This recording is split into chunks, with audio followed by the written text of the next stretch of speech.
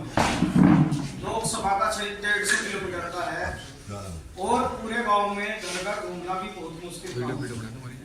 बस अपने बड़ों से अपने बुजुर्गों से हम यही उम्मीद करें कि पूरे गांव में हमें अपना समर्थन देने की कृपा करें और 19 तारीख में साइकिल के निशान पर बहन जी को संसद में भेजने का काम करें। आपके पड़ोसी गांव के हैं, मैं जसाले से वर्तमान प्रधान हूँ, मेरे साथ ब्रह्मखेड़े के प्रधान जी हैं और हम कांधला ब्लॉक के कम से कम भी 20-25 प्रधान भी ना किसी काम में लग गए। क्योंकि आप सब जानो जी, जो हमारे पिछले सांसद थे उनके कारनामे ऐसे थे कि उन्होंने प्रधान तो बहुत दूर की बात है किसी भी गांव में पैर रखना पसंद नहीं।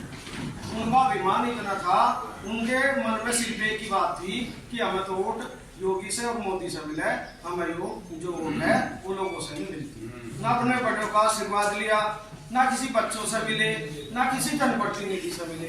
दिमाग इतने में रहे जी।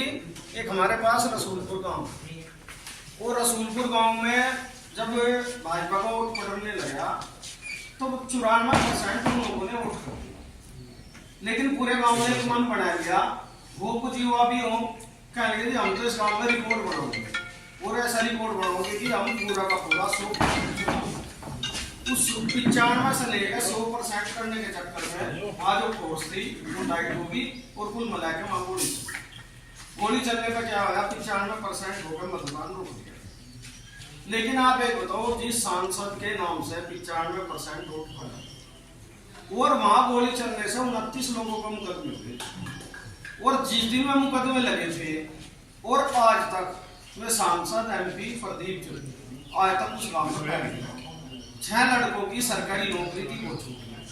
आप एक बात बताइए, जब इतने बड़े अभिमान वाला सांसद उसके दिमाग यह है कि मुझे किसी की जरूरत नहीं है, तो आप बड़े बुजुर्ग बैठे और देखो हिंदुस्तान की आज सबसे बड़ी शक्ति और सबसे बड़ी जाति और सबसे संघर्ष जाति हो, ये आपकी जाति है।